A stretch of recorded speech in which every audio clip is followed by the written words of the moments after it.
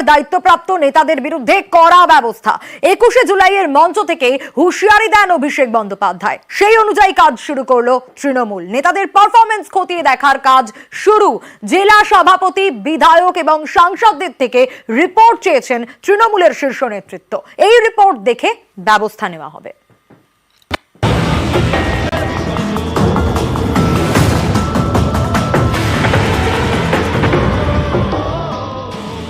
এই যে 1-1.5 মাস কোন রাজনৈতিক কর্মসূচিতে আপনারা আমাকে দেখেননি, তার কারণ পর্যালোচনার কাজে আমি ব্যস্ত ছিলাম। আগামী 3 মাসের মধ্যে এর ফল আপনারা দেখবেন।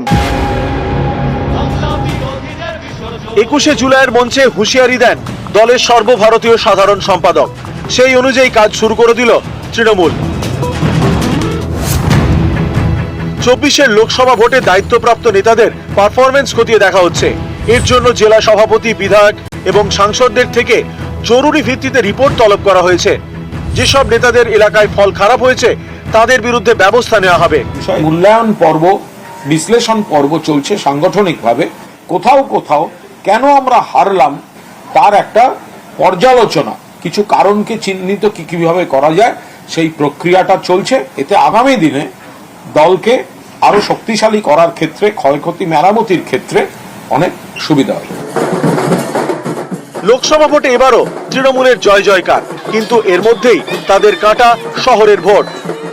তৃণমূল কংগ্রেসের সর্বভারতীয় সাধারণ সম্পাদক হিসেবে আপনাদের কথা দিচ্ছি যে যারা এই নির্বাচনে পঞ্চায়েত বা কাউন্সিলর বা মিউনিসিপ্যালিটি চেয়ারম্যান, ভাইস চেয়ারম্যান থেকেও মানুষকে বোঝাতে অক্ষম হয়েছেন বা তাদের নির্দিষ্ট এলাকা থেকে প্রত্যাশিত বা আশানুরূপ ফল হয়নি, একইভাবে আমরা টাউন সভাপতির বিরুদ্ধেও ব্যবস্থা নেব, মিউনিসিপ্যালিটি চেয়ারম্যানের বিরুদ্ধেও ব্যবস্থা নেব।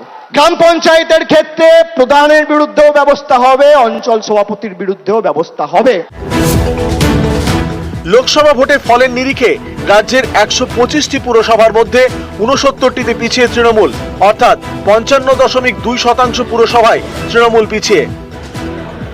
শহর এলাকার খারাপ ফল নিয়ে পর্যালোচনা বৈঠক শুরু করেছেন ফিরহাদ হাকিম। মঙ্গলবার বীরভূমের সিউড়ির কাউন্সিলরদের নিয়ে তিনি কলকাতায় বৈঠক করেন। সিউড়িতে সমস্ত কাউন্সিলররাও এসেছিলেন। আমাদের মাননীয় মন্ত্রী ফিরহাদ হাকিম তিনি ডেকেছিলেন। যে সমস্যাগুলো আছে সিউড়ি শহরের নিয়ে পৌরসভার কেন্দ্রে, সেই সমস্যাগুলো নিয়ে আলোচনা হয়েছে এবং তার সমাধানে মানে হারলেন কেন, কি বলে আলোচনা হয়েছে। এখন থেকে তৃণমূলের পাখির চোখ 26-এর বিধানসভা ভোট। তার আগে দলীয় সংগঠনে সংস্কার করতে চাইছেন তৃণমূল নেতৃত্ব। তৃণমূল স্তরের নেতাদের কাজের মূল্যায়ন করছে। সরাসরি ভোটের কাজে যুক্ত থাকা নেতাদের থেকে রিপোর্ট নেওয়া হচ্ছে। জনসমর্থন ধরে রাখতে আর কি পদক্ষেপ করা উচিত সে কথাও জানতে চাইছে দলের শীর্ষ নেতৃত্ব। আসল লক্ষ্য যে 2026, আর সেখানে যে কোনো সাংগঠনিক খামতি রাখবে না তৃণমূল, তাই বুঝিয়ে দেওয়া হয়েছে দলের শীর্ষ নেতৃত্বের তরফ থেকে। ক্যামেরা কুণাল চৌধুরীর সাথে আবির ঘোষাল, নিউজ 18 বাংলা।